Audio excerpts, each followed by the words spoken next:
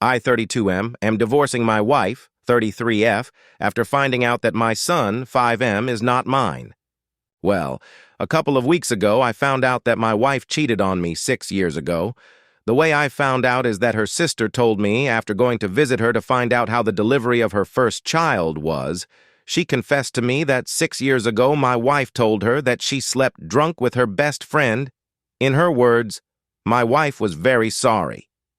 At the time she told me I was with my son, and immediately after leaving her house, I went to take a paternity test with him, fearing the worst. A week later, I get the results, and my fears came true. My son is not mine. For some reason, I began to see the boy differently, more as an acquaintance than a son. With proofs in hand, I confronted my wife at night when the child was sleeping. She asked me who told me, and I simply told her that it is none of her business, although obviously it will not take long to connect the dots that it was her sister. Well, that is not my problem now. Regardless of that, I asked her for a divorce, which is now in process. She was devastated. She swore to me more than once that nothing happened with anyone again, that she has been faithful to me in body and soul since then. I held back the urge to insult her to avoid complications during the divorce issue, not believing a word she said, mostly blaming the alcohol instead of taking the blame herself. After talking about it, she threatened me saying that she would demand full custody of the child. I was so annoyed at that moment that I told her, okay, I don't want anything to do with something that is not mine, that she keep the child and I'll keep the dogs. We have 2 dogs that we adopted as puppies, and they are currently 8 years old each. After my words, she tried to convince me to take care of the child with her, that I am his father. At that moment, I exploded. I was so angry, and I had held back so much the urge to scream that I just yelled her to go and take her bastard with her. A week has passed since that, and I am at home. It is in my name because it is a gift from my parents. She went to her parents' house with her kid. She has not called me since then. She left with everything and the half-asleep kid when I yelled at her. Especially since it was the first time I really yelled at her, it sure affected her. I talked to my parents, and my dad told me that I did the right thing and that I shouldn't be raising something that is not of my blood. And I agree with him. However, the pain is still there. My younger brother told me to write here to entertain myself. I am currently seeing a therapist 3 times a week, who told me that I have already taken the first step, which was to leave behind what causes me pain. It just hurts to know that my family no longer exists. Regarding why my sister-in-law told me everything, according to her, she felt guilty seeing me always happy with my son, knowing that he may not be mine, and that the fact that we went to visit her in a moment of weakness caused her to completely break down with guilt. I don't know how true that is. I just know that right now I feel tremendous hatred for my wife and a feeling between pain and resentment for the child, although it's just time to get ahead. I just hope the divorce goes smoothly. We have separate financiers and properties, and if she really asks for child support, I have proof that it's not mine. According to my lawyer, that's more than enough if she tries a legal process for that. My therapist also recommended that I not see him nor her. That regardless of the child's feelings, I should focus on my own first. That the child is no longer my problem, and the sooner I accept it, the better. My girlfriend confessed to cheating on me, so I lied and told her I cheated on her. My 25-year girlfriend, 26, confessed to cheating on me last night, so I told her I've been cheating the whole time we've been together. I had my suspicions that she's been cheating as she's been staying out late and just acting strange in general. Well, when she made her big announcement, I replied by saying I've been cheating on her for the entirety of our relationship, which isn't true. I told her I've been sleeping with 1 other woman consistently, and this drove her absolutely insane. Like I genuinely thought she was going to do someone rash, like slash my tires or something. But no, she just screamed at me and demanded to know who she was. She went on to say she only cheated once and she was completely inebriated when it happened, as if that someone absolves her of any wrongdoing. The audacity. Well, anyways, I broke up with her and threw her out of my house. I then proceeded to invite the boys over for some BBQ. All in all, it was a hilarious experience. I know it's not a crazy story, but I thought it was funny enough to share. I got both sides of a cheating story. At my first job out of college, I became quick friends with another guy, Scott, 3 years older than me. We would pal around hitting the bars and such in town. As we opened up more to each other, he told me about how his last girlfriend, Jody, cheated on him. He shared after she broke up with him, he was heartbroken, couldn't eat or sleep, felt that constant anxiety about it. I had had a similar experience with my first girlfriend when she broke it off with me. Jody worked at the same place as us, but in a different building. She was the daughter of prominent figure in town, and her family really liked Scott. They dated for a little over a year, and he thought she was the one, until a week before Christmas, when she abruptly and without warning broke up with him. It took Scott a long time to get over her, and that was compounded by the fact it came out she was pregnant that following spring. When the child was born, Scott figured out that she had to have gotten pregnant about 4 weeks at most after the breakup. She quickly married the guy, and they are actually still together today with a second child. Years start ticking, and over that span I met my wife, got engaged, married, she took a job for a year, then switched to where I worked. My wife, Emma, works with Jody directly, and they become quick friends. Scott, I started hanging out less and less as I got more involved with Emma and started spending more weekends with her. We were LDR for about 18 months. Emma isn't shy and asked about Jody's relationship with Scott. Jody stated that while initially the relationship was good, as time passed, Scott had more and more red flags. First, he was really immature for 25 years old. He seemed to want to still live a college life. He liked to go out drinking a lot, but always had too much and would piss the bed in his sleep. He didn't really have any plans future-wise and had a lot of deep, bigoted opinions. He also didn't put a lot of effort into the relationship, like dates, communication, etc. She was pretty much over it months before finally ending it. She would bring up concerns, and he would always play victim, guilt-trip her, all while her family thought he was just great, and would kind of dismiss her concerns if she talked to them about Scott. Jody said her family didn't hide the fact that they were upset she broke up with him. Finally, she had enough, knew she just had to end it, take her things and go. She needed to be quick and stern and not show emotion, or she would just get guilted into staying. And that's what she did in December. Not wanting to just sit around wallowing, she took a friend up on an invite to a New Year's Eve party where she met a guy, Carter. They exchanged info that night and had their first official date that week. When Jody started puberty in middle school, she had horrible menstrual symptoms and had been taken to see a specialist. They managed to get her symptoms under control, but through the tests discovered she did have a reproductive issue. I don't remember what, but she did tell Emma. The doctors told her and her parents then that it would be extremely unlikely that she ever conceived naturally. Jody, always thinking she was sterile, admitted to Emma she wasn't the best at using protection and never had been on birth control. Her and Carter's relationship turned sexual almost immediately, and because of Jody's belief, they didn't use any form of contraception, and she got pregnant against the odds. They took that whirlwind situation and got married right away as well. 3 years later, they tried and had a second child without much effort, making her question if she really had these complications at all, and thankful that she hadn't accidentally got pregnant in HS or college. Up to the point he moved away, Scott avoided Jody like she was plague. He always believed she had been cheating, and that's why she broke up with him. He never once talked about their relationship as having any issues or problems. I had to admit, I did agree with Jody's assessment of immaturity. Over our time as friends, I saw that Scott really didn't seem to ever want to grow up. Even with his wife, after a couple years of dating, his first grand gesture was to buy her a promise ring like they were HS sophomores, and he was in his 30s by this point. We're all in our 40s now. Scott moved back to his hometown and finally married his now wife. They have 3 kids. Few years later, Emma and I moved on. Jody and her husband still live in the same place.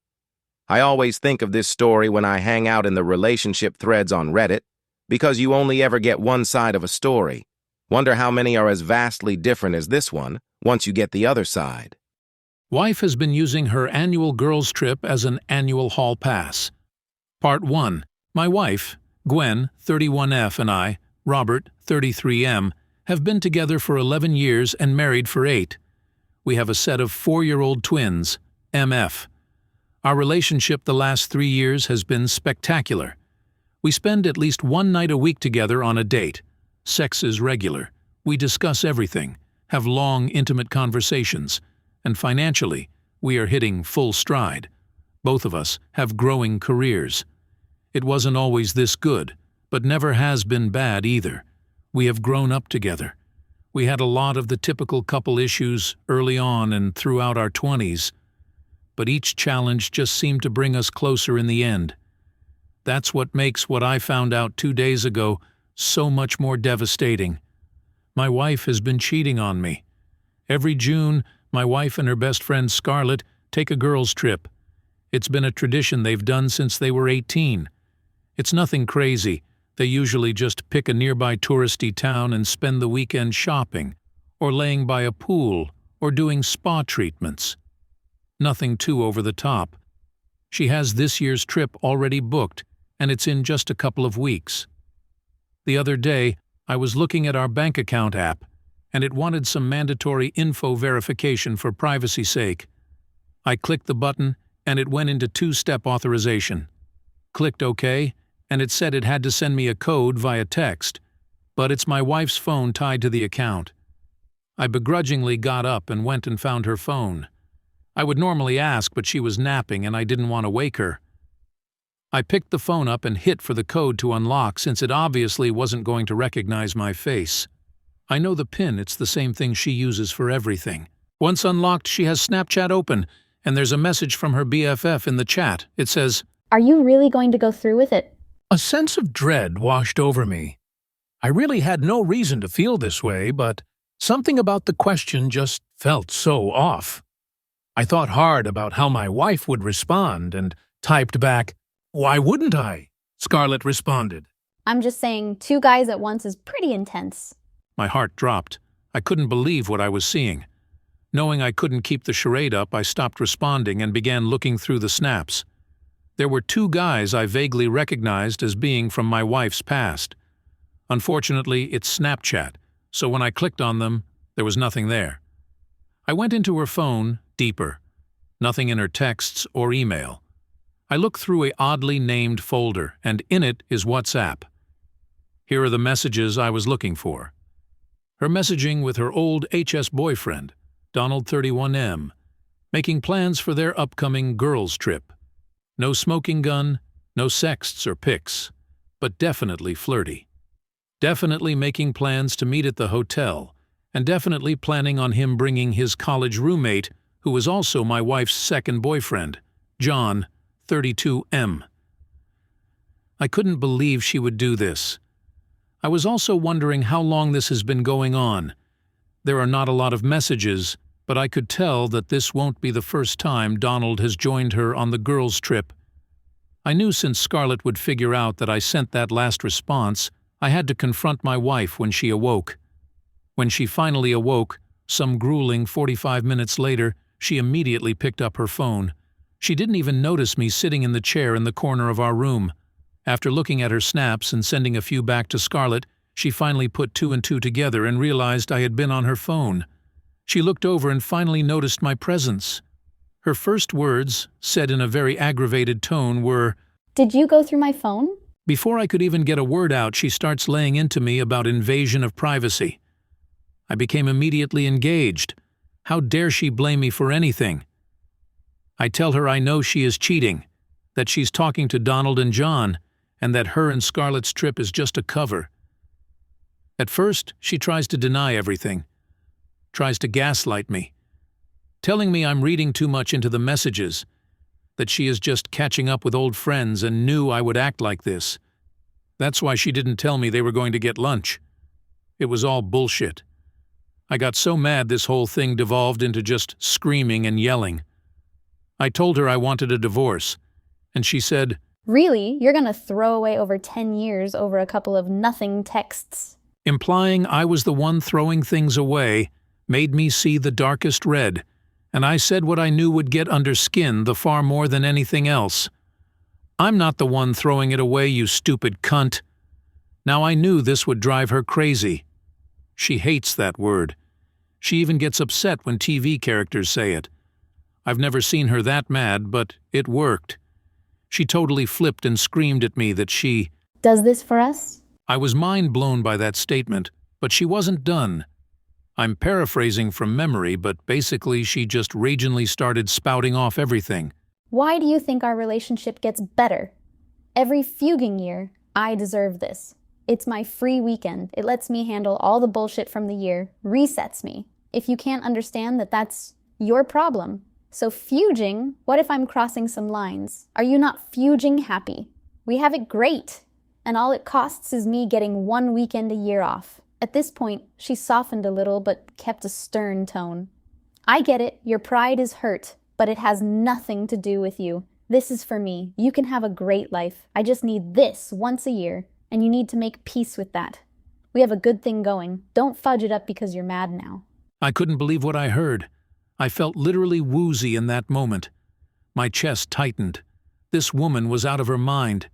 I didn't say a word. I left the room, went to my car and headed for my brother's house.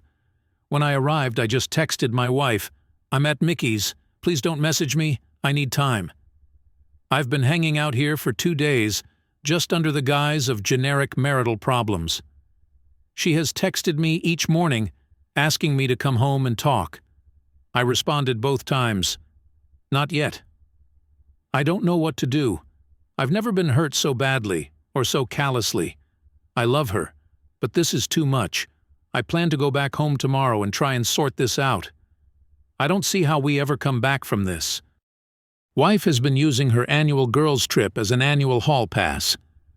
Part 2. Well, it's been a week, so I thought an update was due. It's not a good one, and I am beside myself with what to do. Really feel like she has me by the balls here. So a day after my last post, I went home to talk to her. She started off by giving what seemed to be a truly remorseful apology. Just not for what she has been doing, but because I was never supposed to find out, and especially not find out like this. She kept going on how she loves me and didn't want me to be hurt. There was no remorse for the cheating and some blame shifting, telling me I shouldn't have been on her phone in the first place. She told me she wants our marriage to continue. I started to speak up, and she cut me off and said to just hear her out. She began this like prepared list of reasons we shouldn't divorce.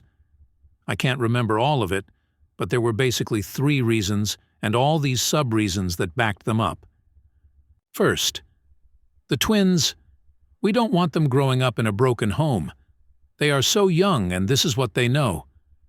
Neither of us wants to see them half the time. This was the only reason that I consider even remotely valid. Second, our relationship is actually great.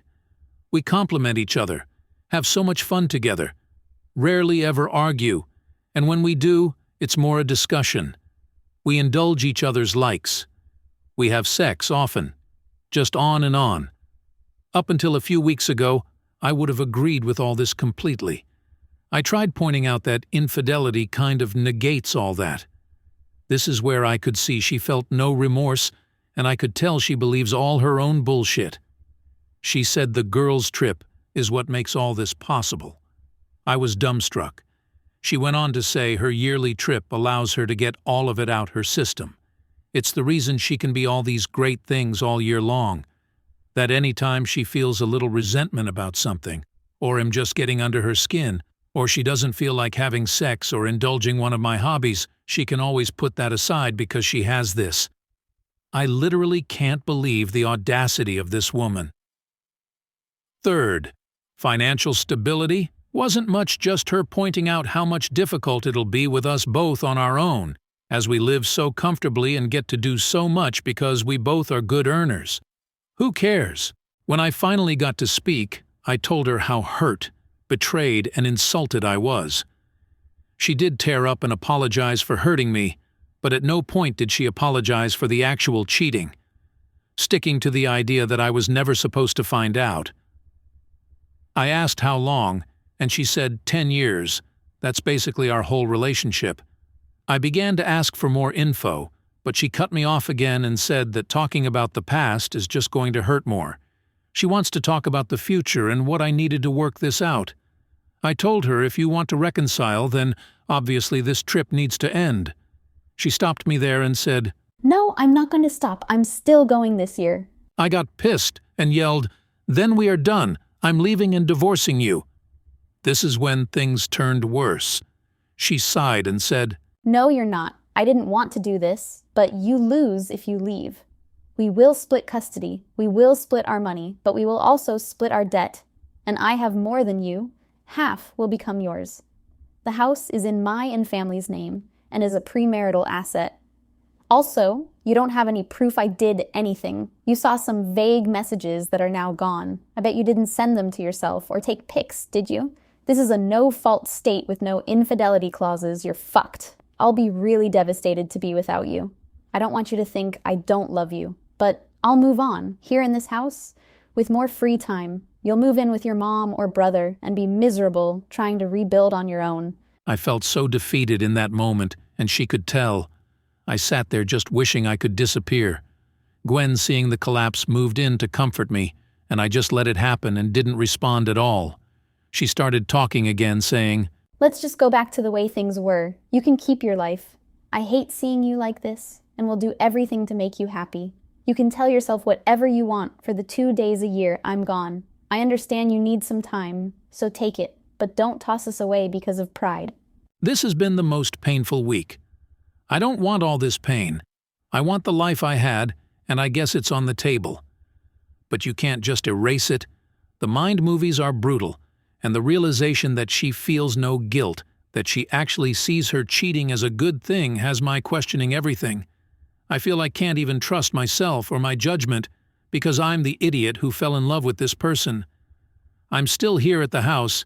She is love bombing me like never before, trying to initiate, making me meals, buying me stuff, complimenting.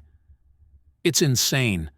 I don't know what to do. Is it really possible to put this behind us? To just deal with it? I don't even know. No matter what happens, I lose. She wins. Wife has been using her annual girls' trip as an annual hall pass part 3. Well, she left this morning for her girls' trip. I spent the morning taking care of the twins. We did Play-Doh for a couple hours. It's amazing how intent their little distractible brains get when you bust out new tubes and a couple of big play sets. Anyway, it was welcome distraction from the turmoil of the past few weeks, which only got worse the last few days. I still can't believe she went. It is amazing how crazy her ability to compartmentalize is. I mean, every day she is just the best mom. She also has been trying so hard to make me happy. Even when I'm a dick to her, she just says, I know that's the anger talking, it's valid, but I won't take it. I'm going to give you time to cool off. Like, WTF. She has come on to me every day since D-Day, and I'm disgusted with myself because I've given in twice. Each time I feel literally sick. Meanwhile, she acts like it was the best time ever. I am embarrassed to report I have been doing the picking me dance, trying to get her to not go. In the end, it didn't matter, she still went. To Hannibal fucking Missouri of all places, for a goddamn craft fair, and to get railed by her 2 ex-boyfriends. Surprisingly, I have felt pretty numb today. Like I'm finally ready to accept this is who she is. I should have accepted it last week when I finally got the details out of her about the years of girls' trips that came before. That was painstaking to do in its own right. Not because I had to drag the info out of her, no. She seemed excited to share her exploits, but because she was so determined to not give me the opportunity to have hard evidence. This woman had me put my phone in the car, then have this conversation in the shower. Like, who even thinks of that? She started off by asking if I remember when her and Scarlett went to Santa Claus Inn? I said, yeah, we had only been dating like 2 months. She said, Right. Nothing happened that time, or 5 years ago when I was 6 months pregnant with the twins. But every other time I have been with at least one other guy. At least? I inquired. She said, Yes, at least. The first few years I didn't have a plan other than picking up a guy and bringing him back to the hotel. If he was a lame duck, I'd pick up someone else the next day. If he was good, I would keep him for the weekend. For some reason, this was actually worse than it being a full-blown affair. The idea that she was just picking up random dudes made my skin crawl. When I asked if she used protection, she said, Sometimes. While disgusted, I pressed on and asked why she started cheating in the first place. She said, You remember we were having some serious issues just after our first year together. I had the trip coming up and was venting to Scarlett about it. She was having some problems with Sam, her then BF, now husband, and said we should cheat on you guys. At first I was appalled, but then she told me about how her mom has cheated on her dad forever. He just takes it, turns a blind eye. She used to get so mad at her mom, but told me one day something happened. When she was 16, Scarlett got sick at school and was sent home. She drove herself home and quietly came inside, only to catch her mom in the act. Upset and crying, she asked her mom why. Her mom told her because it makes her better. Having this over her dad lets her handle all the things that she doesn't like in her life, makes her a better mom and wife, and makes her feel alive. At first, Gwen was skeptical of this whole thing and told her she didn't promise she would do it. Gwen did admit, though, the idea excited her. It wasn't until the first night that she realized Scarlett had invited a classmate to meet her at the hotel. She was going to be joining him in his room. At that point, Gwen said she had some serious FOMO, and while they were out at a local college bar, she picked up a guy. Apparently, she picked right and kept him on retainer for the rest of the weekend.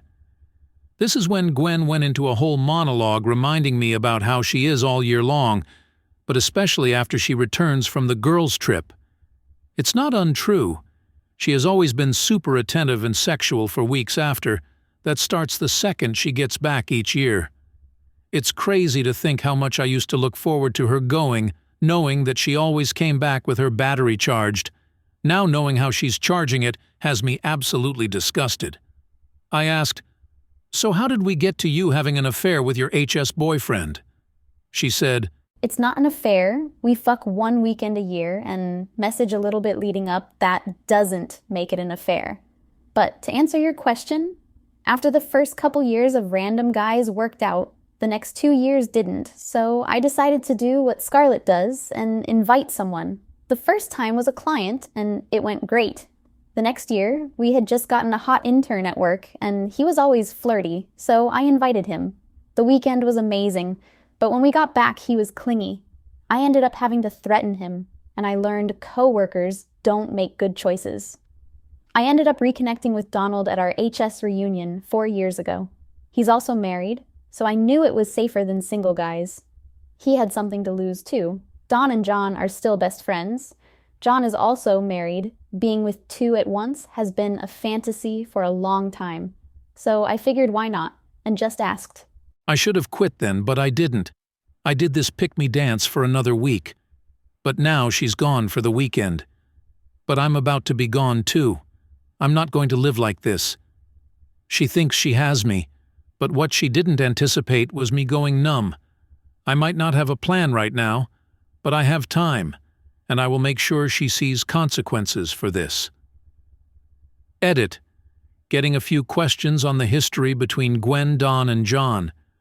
Gwen and Don were HS sweethearts and decided to break up amicably right before going to the same college. They kept up a friends with benefits thing for the first semester until Don got GF. John was Don's roommate freshman year, and they became best friends, so the three of them, and some others, hung out a lot. When Don got his GF, John asked if it was cool for him to pursue Gwen, and Don had no qualms with that, and they all kept hanging out until John and Gwen broke up after about a year. Shortly after that, I came into the picture, and she lost touch with both of them until the HS reunion. Wife has been using annual girls' trip as an annual hall pass part 4. It has been a long time since I last posted, but with as many people who offered support and advice, I felt I owed you all this one-year update. I know everyone wanted me to just divorce and move on, and I would have loved to, but I also needed her to have consequences. It took me months of researching and planning, but when I was ready, I was going to make her pay for her callousness. I knew I couldn't do scorched earth. Between my state's laws, custody, the fact we both have good jobs, dumpster fire was going to be the best I could pull off. But you know what? Dumpster fire was good enough. I'll never forget the look on her face. When Gwen got back from her girls' trip, she tried to be her usual loving self, tried to initiate, tried to tell me about it. WTF. I played like a broken man while rejecting her. I slowly loosened up this facade, making it seem more and more like I was getting back to normal, and gradually allowed more of her affections. My whole goal was just for her to have a sense of security. I still remembered the threats she made right after D-Day, and I'll never forget her telling me I would be the loser in all of this no matter what. Well, I wasn't going to lose. She was.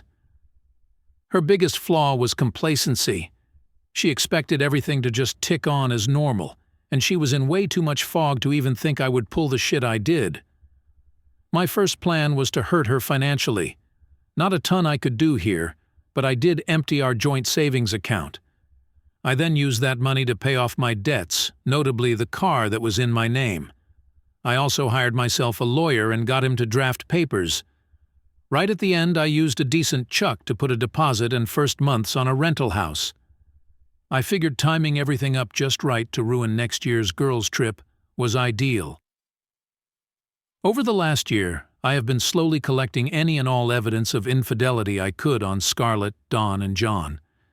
With the cat being out of the bag, my wife was so much more lax with her phone. Before, she was somewhat guarded with it, not suspiciously as I always respected her privacy for the most part, but usually she was extra guarded in the months leading up to June. Now, since she thought I was so beaten down, I guess, she would just leave it laying around when she showered or slept. This allowed me to get screenshots, pics, and send them to myself. I discovered Scarlett wasn't just hall-passing the girls' trip, she was having a full-on affair for years. The two guys I got enough to raise suspicion with a concerned spouse, especially if there were other red flags in the relationship. So we finally got to the week leading up to this year's girls' trip. She was going to leave on Friday. Unfortunately for her, on Wednesday, the foreclosure notice on the house came. She came up screaming at me, asking why I stopped paying the mortgage and how this going to destroy our credit. I took that moment to remind her that it wasn't my house. My name wasn't on it. She should remember she's the one that pointed that out last year. Needless to say, she was extremely pissed. She was raving. She was extra pissed when she went to check the savings and found out it was empty. For a few moments there, she thought she was going to hit me. She probably would have had I not been filming this whole fiasco as it went down. The best part was she had to call her parents to cover the cost of stopping the foreclosure, which I found hilarious. She put her dad on speaker, who began ripping into me, talking about his name is still on it, and finally yelled, "Why the fuck would you do this?" I simply replied, "Because your daughter likes to fuck other guys." She screamed at me. "You are such a fucking asshole." She turned at that point and went out of the room to deny what I just said, which couldn't have been more convenient. I took the chaos as my cue to send the infidelity evidence I had collected to the other spouses. Feeling content in my efforts so far, I went ahead and scooped the twins up and headed for my mother's house. We had a nice time. Gwen was blowing my phone up about the house. It was unfortunate she figured out I had stopped paying on her car too. It likely would have gotten repoed any day. The craziest part was she just could not fathom why I would do this. Kept asking me, wasn't she good enough? How could I do this? Why am I being so cruel? When I finally responded, it was because I came to realize just how far gone she was. She was literally the definition believing your own bullshit. I told her, "You cheat on me every year, you were going to do it again. Why would I stay with you? Why would I help you or support you? You have lost your goddamn mind." She fired back in all caps, "I do that for us." I finally had my clear admission of cheating. I turned my phone off for the rest of the night. I returned home after work the next day. She confronted me right at the door. I apparently ruined Scarlett's marriage. Samuel had left and told her he wanted a divorce. I guess she is especially fucked because they had a prenup. Don't really know the details on that. Gwen had also gotten an angry and threatening call from Don's wife, so I guess everyone got my emails. Well, not totally sure. No word from John yet.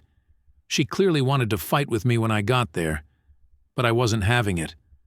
I've had a year to process the loss of this marriage. I'm done. When I pulled out the divorce papers and served her, she melted into the floor, totally defeated. I had no comfort to give. I just gathered my go bag and returned to my mother's. That was a week ago. She has been begging me to come back, to work this out. She is finally promising to stop the girls' trip. But it's definitely too little too late. I got her together enough to work out a custody situation for the twins. That's really all that matters. As long as we can raise two decent humans, I'll be happy to co-parent. As for me, I feel like a new man. I got into the house while she was gone, and got more things for my new house. I bought the twins new rooms with some money I had been setting aside to do so. The divorce will take time. I'm worried she will contest it, but I'll cross that bridge when it comes. For now, I'm just going to try and enjoy each day, and maybe plan a boys' trip. Wife has been using annual girls' trip as an annual hall pass part 5. I can't believe 8 years have gone by. I had all but forgotten about my posts when I hit the Facebook Reels and a robot voice started reading my story to me. That got my feeling nostalgic, and I decided to give an update for you lifelong Redditors who might remember me. Donald's wife Leslie went absolutely nuclear. She was a SAHM, and when she got my email, I guess it was the confirmation of her suspicions. After initially lashing out at Gwen, I guess she realized Don was the real villain in her story. She dug in at that point and found other affairs, as well as thousands of dollars spent on OnlyFans over the years. She got the right judge for her, and Don was ordered to pay alimony and child support. And if that wasn't enough, she then aired all of this on social media the second the divorce went final. It was quite entertaining. I have only the vaguest idea about what happened to John. Gwen told me all his socials went dark, right after I messaged his wife. About 2 years ago, he popped up again on my friend's suggestions on Facebook. I clicked on his profile, and he appeared to be single and living about 1,500 miles away. Scarlett was divorced immediately. She also cut out Gwen, blaming her for being found out. If they didn't have so many other mutual friends and acquaintances, I'd probably be in the dark, but instead have the whole pitiful story. Her prenup had an infidelity clause, so she was only entitled to a quarter of what would have been standard in a divorce. He also figured out who her AP was and outed him to his wife. That led to their divorce. Scarlett and the other guy apparently went official after this, and she ended up pregnant about a year in. Surprise. Surprise, they are miserable. He still cheats just now on her instead of with her. She has put on a lot of weight, and those mutual friends report she is just a shell of her former self, but won't leave because this has to work, or it was all for nothing. Now to Gwen. She did try to contest the divorce at first, but that didn't last long, and she signed off. The whole process took about 6 months. During that time, she continuously tried to get me to stop and reconcile, but the level of delusional she had shown alone was more than enough for me to never even consider doing that. While the twins have always said she was wonderful when they were with her, I know that when she was on her own, she ended up in a pretty self-destructive cycle, drinking and partying, that often ended in her contacting me to work things out. This hit a high point when Kate, my now wife, and I went official. One night she had too much to drink and drove, wrecked her car and had several broken bones and required extensive physical therapy, in addition to the legal issues she was now in. The wreck did serve as wake-up call, and she finally started therapy. The therapy has been great for her, and she has actually dealt with her narcissistic behaviors and delusional ideals. It took a couple of years, but she actually genuinely apologized for her infidelity and recognized that she wasn't doing this for us. She has been great co-parent since, and we are pretty friendly with each other. Twin birthdays and event are often done together now without any drama. Gwen met a guy like 3 years ago, and they are in a poly relationship, which was the least shocking revelation I have ever had. They got married a year ago, but she still has her boyfriend of 2 years. And yes, sometimes all of these people are at the same event at the same time. I've learned to just roll with it. Her asshole dad, Gary, however, hasn't, and has essentially cut Gwen and twins out of his life.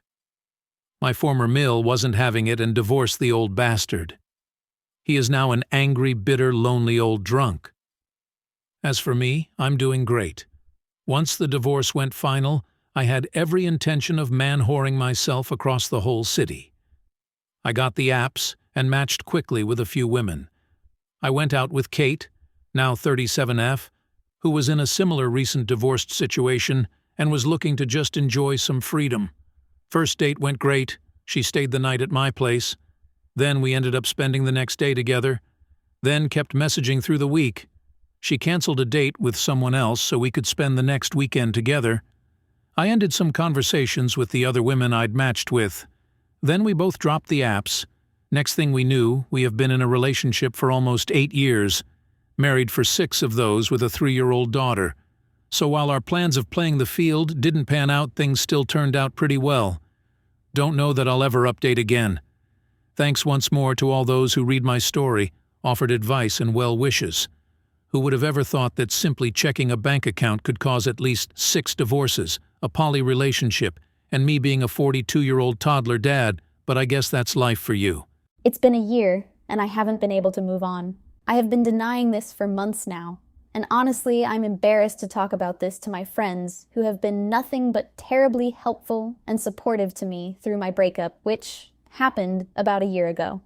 I do not want to talk about this to my friends or even my sister, who I am very close to, because I think it will be a disappointment for them, seeing me still hung up on X after all this time. My ex, male, 18, and I, female, 19, were classmates. We dated for a year, last year of high school, after crushing pretty hard on each other for a year. It was perfect. We were best friends. No fights, nothing major ever went wrong with us. My first love. We were both each other's firsts. It all changed when his family found out, just a month after we went official. Now, keep in mind that he comes from a very conservative and strict family, and they only wanted him to focus on his studies. That's where it all went wrong. It also led to my family finding out, but they were rather chill about it, comparatively. Though it took a toll on both our mental healths, we couldn't stay away from each other. For some reason, it was just impossible. We couldn't break up, even if his parents tried to brainwash him into thinking that being in a relationship would ruin his life. We never gave up on each other. Together, we've made some of the best memories of our lives, but we've also been through the worst. Extreme pressure from his family, constant belittlement, and even verbal abuse. And all of this put me under extreme guilt. However, it all passed, and it wouldn't have if we didn't have each other. Till one day, when I guess he couldn't take it anymore, and he decided that he would succumb to his parents' wishes over me. I understood where he came from, especially because this happened right before our finals. However, what I was not ready to accept was the way he decided to end it. He just quit talking me. No explanation. He refused to even look at me at school.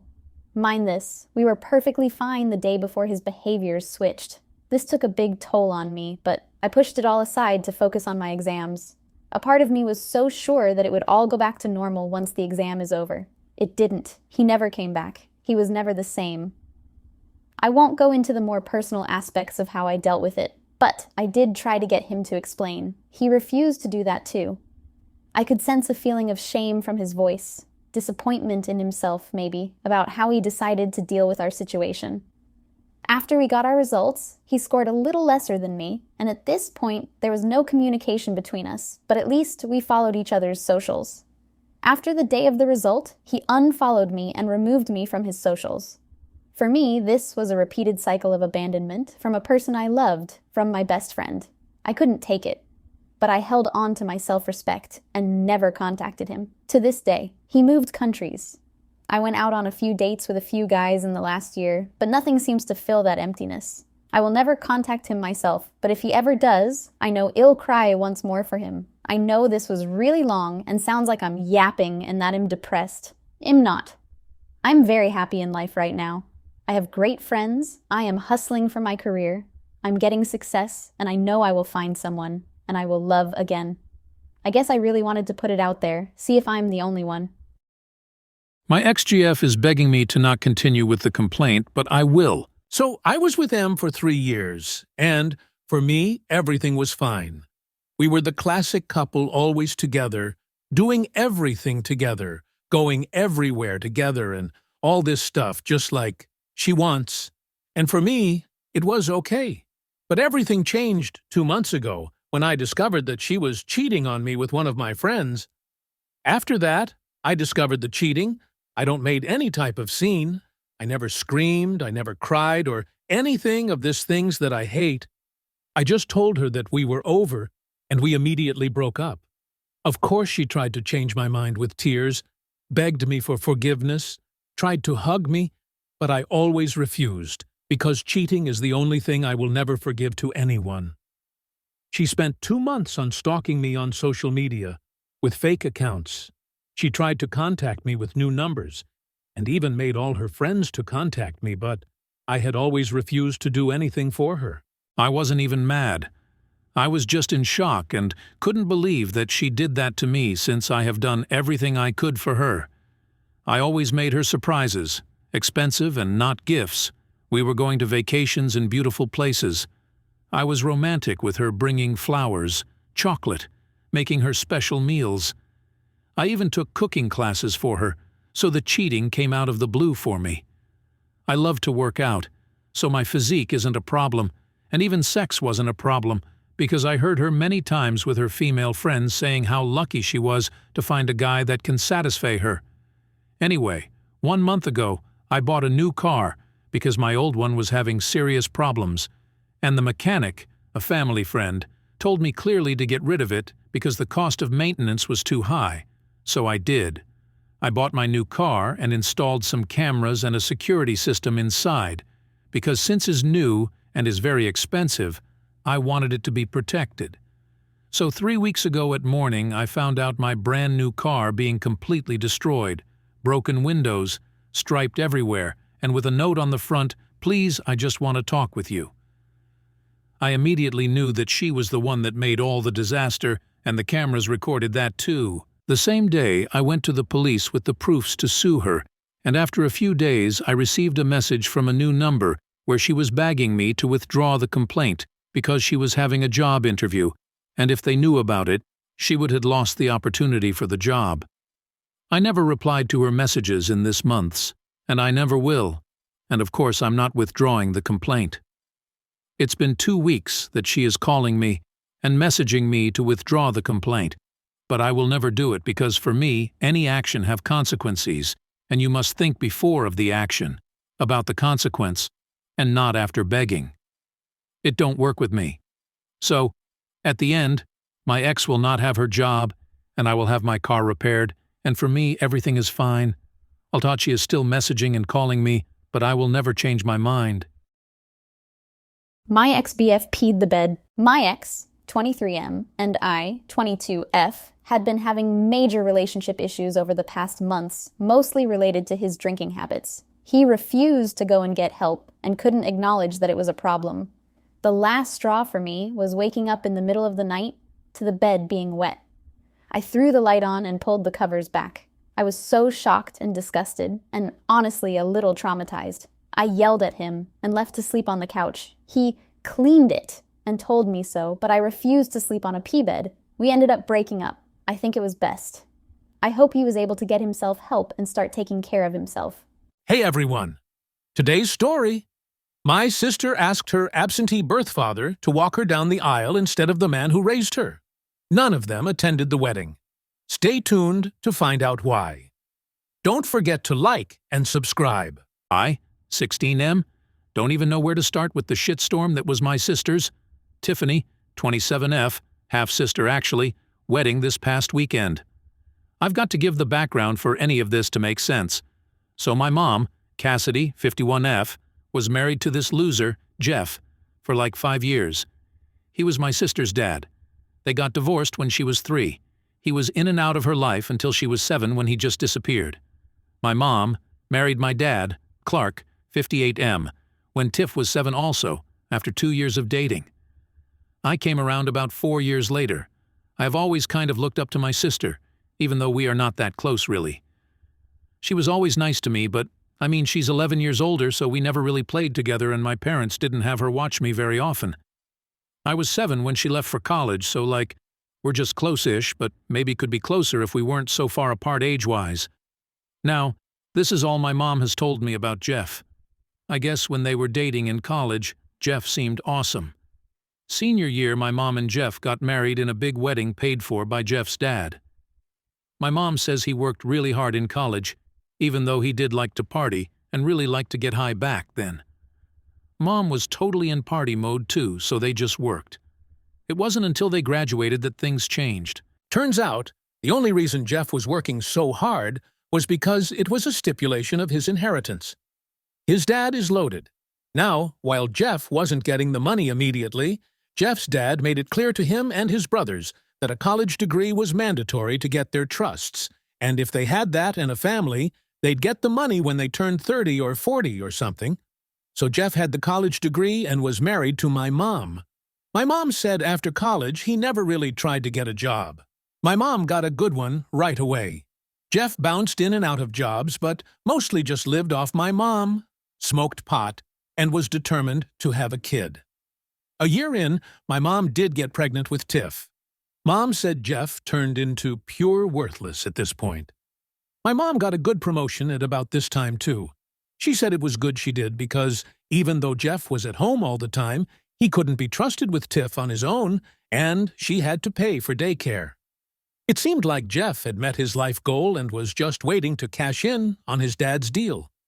My mom said she tried pressing him to do anything, but he never would. At that point, she had enough and divorced him. Over the next 4 years, he was in and out of her life. He totally sucked as a dad. He would no show when it was time to pick up Tiff, bring her back early. He would not have food at home, or he would ask my mom for money. She would usually give it to him because she didn't want Tiff going without. Cheat. Like I said, my dad married my mom when Tiff was 7. From all I've ever noticed, my dad and Tiff had a good relationship. My mom always let him be the fun parent with her. Neither is the fun parent with me. Just kidding, sort of. But there were a few times in there when he had to be the bad guy. But I know he coached her youth teams. He always took her dress shopping and let her get whatever she wanted. I guess they're expensive? Anyway, by time I could remember anything, Tiff always called my dad, Dad. My mom said in the 18 years Jeff was missing, he sent her 2 birthday cards. One when she was 8, so probably the first one after he left, and then again when she was 14, and that one was 9 weeks late. So for much of her life, my dad was just as much her only dad. Then 2 years ago, Jeff showed up again. For 6 months, he was around and trying to get to know Tiff. For whatever reason, she let him right into her life. Then he just disappeared again for another 6 months. A year ago, Jeff showed up again, and this time stayed. He appears to be clean and sober. Anyway, Tiff has been including him in all the wedding planning, which has had my parents annoyed they have to be around Jeff this much, especially since he only bring his opinion to the table and nothing else. My parents have paid for everything. On top of this, Tiff has started calling Dad stepdad when we are around others. She still just calls him Dad if it's just us, but stepdad everywhere else. This came to a head as the wedding approached. The biggest issue has been that Tiff would not state who she wants to do things like walk her down aisle, father-daughter dance, give the speech, etc. She kept saying she will go over all that at the rehearsal dinner. My mom has been reminding her all about Jeff's role in her life and my dad's role in her life. She didn't get the hint. I knew going into the wedding my parents were going to be pissed because it really seemed like she was going to split these up and have Jeff do some of them. We got to the rehearsal dinner on Thursday. Everyone was assembled, and Tiff started going over the roles for the wedding. That's when she said that she wanted Jeff to do all the traditional father things at the wedding. I could see the hurt on my dad's face and the anger on my mom's, but I was not prepared for what happened next. My mom stood up and said, "Why would you pick him for any of that? He's barely been in your life." Everyone got quiet. Tiff, after a moment, said, We've missed out on a lot of time. I want to start building memories. I don't know why you have to do this now. It's important to me to have these traditions with my real father. That's when the bombshell hit. Then you should pick Clark because he is your real father. My sister, starting to cry, said. What are you talking about? At this point, my dad pulled a few folded sheets of paper out. It was results of a paternity test from when my sister was 3 years old. It clearly showed that my dad was actually Tiffany's biological father. Jeff got his hands on a copy and screamed, "What the frick is this? You cheap whore!" My mom fired back, "Oh, please, the second we graduated, I figured out you were a worthless loser, and you've proven that over and over again throughout the years. You faked who you were and wasted years of my life. I have my reasons for everything that's happened and don't have to explain myself to you, Jeff, and it's not like you ever figured out or noticed anything anyway. God, I hate you. If you had just stayed away, everything would have been fine. Well, hopefully now you'll go away and stay gone. Have no reason to stay now, and you can just go back and drink and smoke yourself to death in whatever gutter you choose." At this point, Tiffany and her fiancé left, with her in tears. Other guests were in total shock, and Jeff was seething. He charged at my mom and dad, which was a terrible decision. Jeff is maybe 5'10" and has the body of a guy who has been drinking and smoking for the last 30 years. My dad is like 6'3" and has the body of a guy who has been working out for the last 30 years. The slap my dad delivered across Jeff's face sounded like a sonic boom and literally took Jeff off his feet. And yes, I said that right. Slap. Jeff just laid there shook and defeated. My dad said, "Don't do that again. I won't be nice next time." At that point, my parents came over and asked me if I minded to ride home with my grandparents. They needed a bit of time to themselves. I said that was fine. I didn't hear anything until the next day. Jeff disappeared again, and no one has seen him since. My parents called me and told me they wouldn't be attending the wedding, but that I should support my sister. They had talked to Tiffany. She was a mess, and asked they not attend at all. My parents said to me that they understood that decision and didn't want to ruin this any further. My parents did not explain any more of the situation to me. The wedding did happen on Saturday. I ended up walking Tiffany down the aisle, and most of the guests still came. The only ones who didn't were the few members of Jeff's family that RSVP'd, and my parents. The ceremony was nice and all, but you could just tell my sister was sad. She did her best to enjoy the day, but it was noticeably difficult for her. They left for their honeymoon the day after. I decided to stay with my grandparents this whole time. Everything was happening. I'm back home today, and my parents told me they'll tell me everything I want to know. I'm not even sure what I want to know. This whole thing is just crazy. Hopefully I'll get a shot to update everyone at some point, maybe when Tiff gets back. What was your "I'm dating married to a freaking idiot" moment? So, we were about a year into our marriage, and my husband had always been a bit scatterbrained, but this incident really took the cake. I was working late, and he was in charge of dinner. I came home to the smell of burnt plastic. Walking into the kitchen, I saw my husband standing there, staring at the microwave. Inside was a plastic container, melted and warped, with a charred mess of what used to be spaghetti. "Honey, what happened?" I asked, trying to stay calm. I don't know. I just put the container in to heat up the spaghetti, and then it started smoking.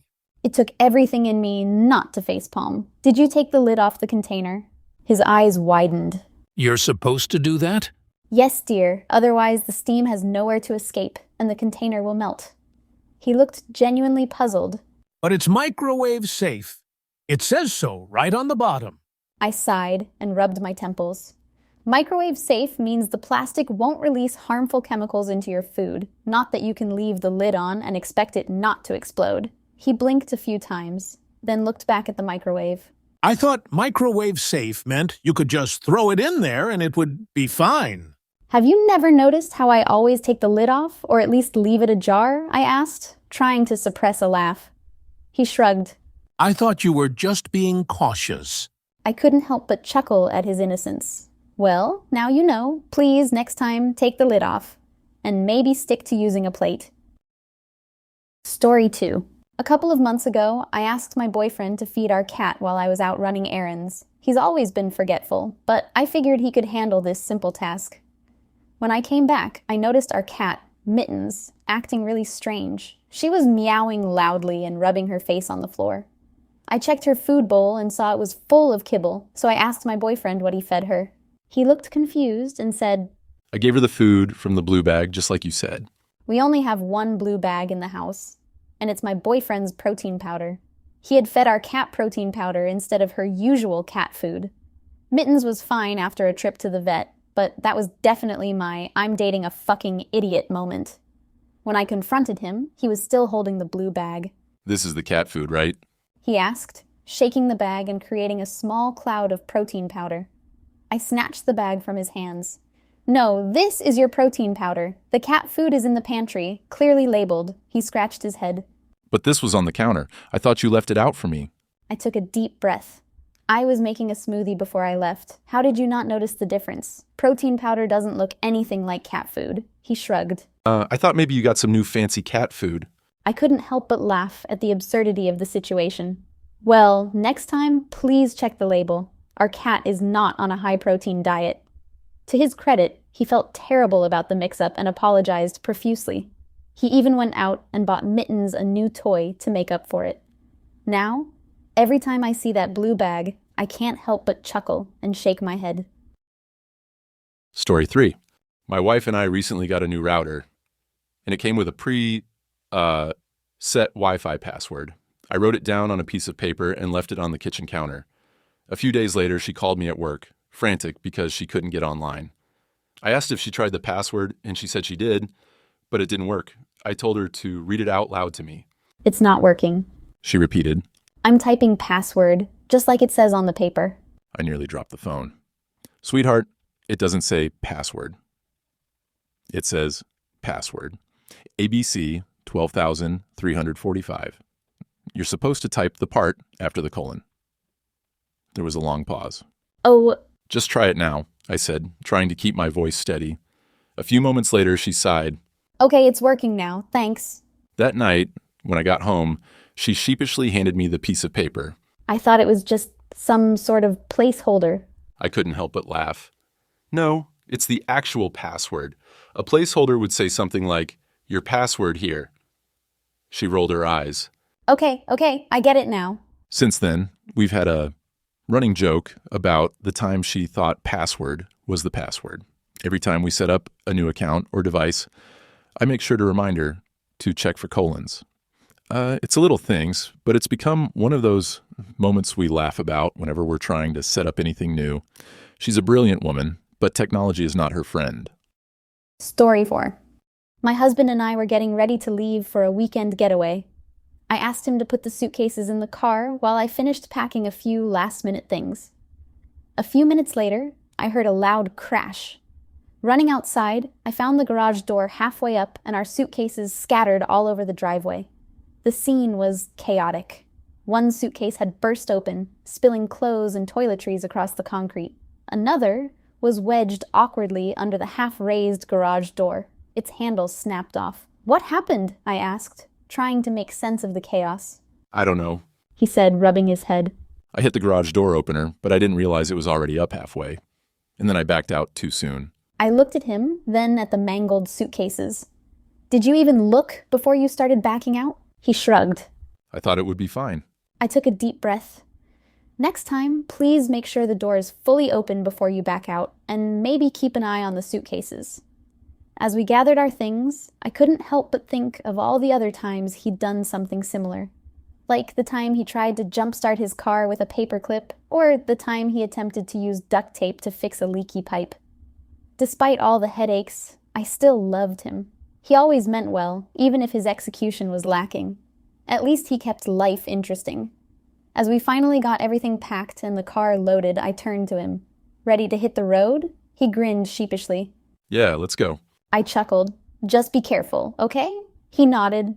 And we set off on our adventure, leaving the garage door fiasco behind us. It was a reminder that, despite his occasional lapses in judgment, he always had a way of making life a bit more unpredictable and entertaining. Story 4. Last winter, my wife decided to wash her car in the driveway despite the freezing temperatures. I told her it wasn't a good idea, but she insisted it would be fine. The next morning, I woke up to her yelling from outside. I ran out to find her car completely encased in a thick layer of ice. "What were you thinking?" I asked, trying not to laugh. I didn't think it would freeze that quickly, She said, looking genuinely surprised.